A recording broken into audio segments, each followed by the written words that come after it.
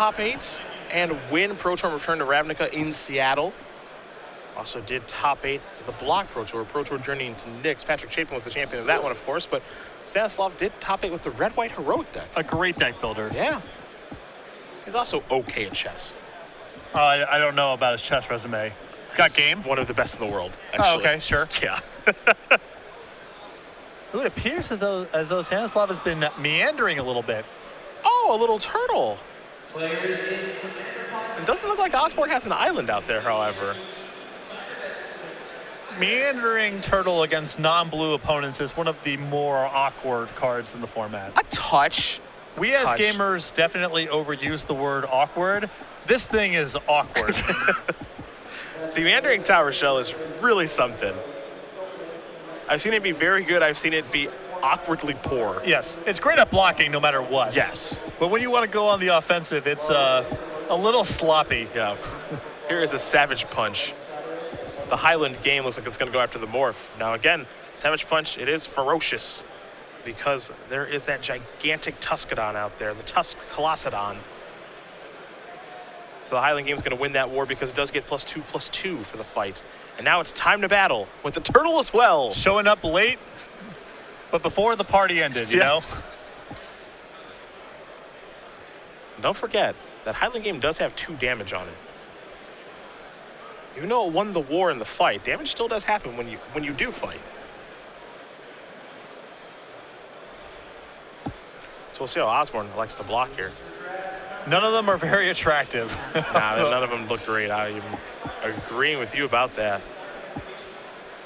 And you can't really get any of his Outlast action going here because that requires him to tap his creatures down. And Stanislav is applying so much pressure that it's not clear he has time for that sort of thing. I really like that name, Tusk Colossadon. I bet R&D or their naming team has a lot of fun naming the big beasts. Yeah. Just the Hundroogs of the world, yeah, I'm sure. 6 mana, real 6/5 blast to name. textless. Just really is something, isn't it?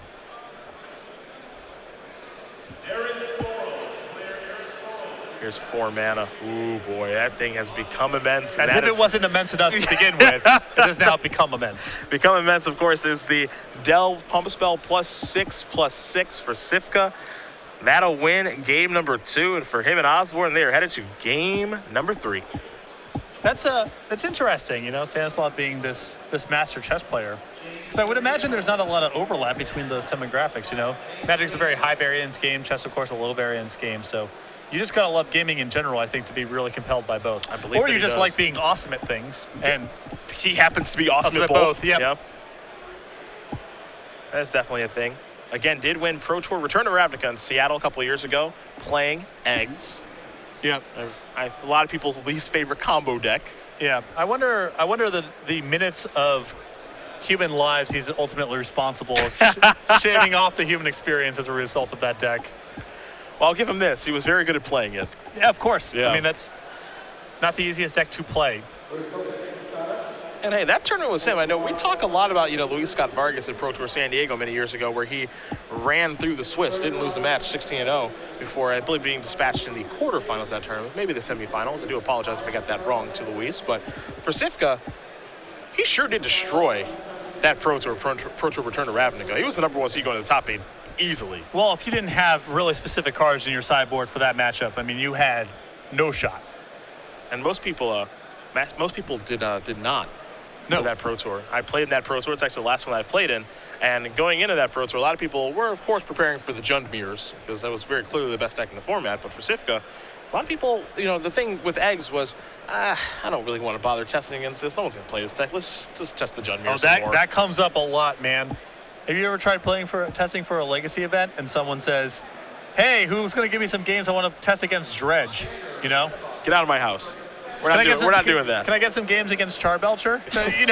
No one's going to do that. Yeah. That's what I think happened with Cifka. It certainly doesn't hurt that Cifka learned to play his deck very well. We joke around, but that's a real thing. I mean, no, it's 100% real. Testing for Pro Tour Dragon's Maze, finding people to pilot the Esper mirrors over and over again to try to figure out what was the cards we wanted in the mirror match. That's no easy or fun process. It's work. Yeah. It's work. I'd rather draft We're going to do that, or do nothing. A lot of people on the team ended up rather drafting. As it turns out. Yeah, I'd rather just draft. How about that? Doesn't surprise me, man. I got ninth place in the Grand Prix with Dredge in Oakland. And a lot of the time, players were just like, I didn't test against this deck. No one wants to play it. I hope I draw my Leyline of the Void, I guess. Does that work? Yeah. That's a fine strategy, but... I put 4 Tormod scripts in my sideboard, and if it's not good enough, you know I didn't deserve to win. Yep, pretty much. We'll see who's on the player. It looks like Osborne's going to take a mulligan very quickly, so did not like the starting 7 that he had. Cifka looks content with his 7. These players have about 16 minutes to go here for game number 3. So do you have a rough idea of where Stanislav is actually ranked in the world, or you just know that he's... For chess, yeah. I do not follow chess. I'm sure AJ Soccer, I know, is watching the broadcast. You could probably tell us. Sure. AJ, if you'd like to tweet at us at SCG Live, hashtag GPOrlando. That's for AJ only. No one else can use that. Yeah. He gets his own. I want to make sure that we're clear about that. No one else can tweet at SCG Live or hashtag GPOrlando. Only AJ Soccer can. He's got his own hotline to the Kremlin, as it were.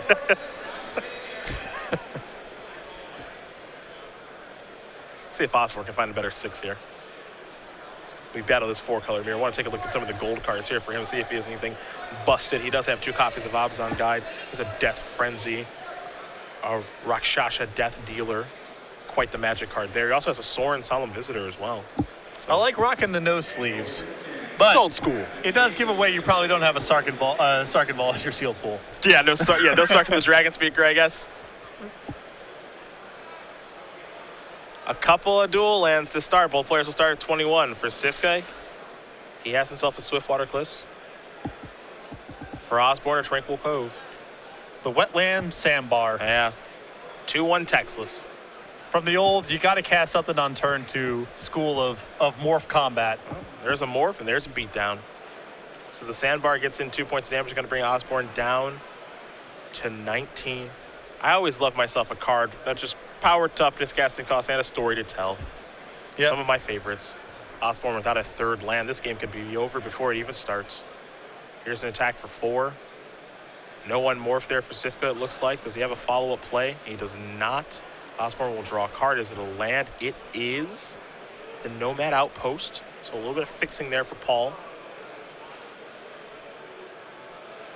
Here is a mountain. Here is an attack. Very quickly unmorphing. Whoa.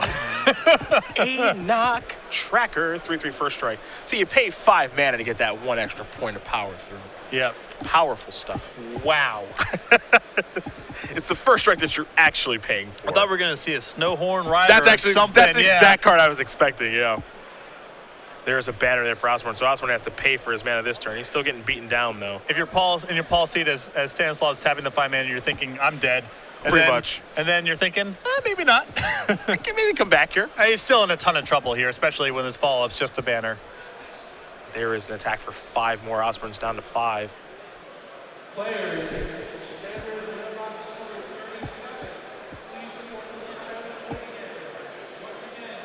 so at this point, the only question is, does Stanislav choose to play around in hostilities, and if so, how? Yep, that's the big question. It feels like having only 2 threats, though, isn't a great way to play around that card. Yeah, because, Paul could... it depends. If Stanislav has a removal spell in his hand, it's probably fine. Okay. Because what's most likely to happen here is Paul couples together 1 creature. The disaster scenario is he goes, let's say, creature plus removal spell. And if you're sandbagging threats, well, then that might give Paul the time to draw out of it. Now, to clarify, I believe Paul does not have end hostilities in this list. So the question is only, is Stanislav willing to give up a little bit of tempo here to play around a sweeper? It sounds like the answer is yes. Yeah. So he just plays a 6 land and passes the turn back. And hostilities, to me, it's this card where it only takes it once for it to happen, and you say, okay, I got to start playing around this thing. And you play around it for the rest of the day, rest of the tournament, probably the rest of the time that you're playing in the format. Osborne's draw for the turn was a copy of Incremental Growth. Not too good on this board. Yep. I think he's going to go with the Unyielding Krumar. Cifka will draw very quickly. This feels like he has a removal spell probably. Yeah, Incremental Growth. So you get +1. My creatures get +2 and +3. They're both lethal now. Yeah, he goes up to 5 power on both creatures, and Paul with only 1 blocker. Cifka will turn them both sideways. One of those actually has 3 counters. There it is. And Osborne can block one. He will show the hand and extend the other one. Stanisslav Cifka is going to win this match over Paul Osborne. 2-1. Some mana troubles there for Paul, but for Cifka, the Pro Tour return to Ravnica champion and international chess master, he moves on to 6-1.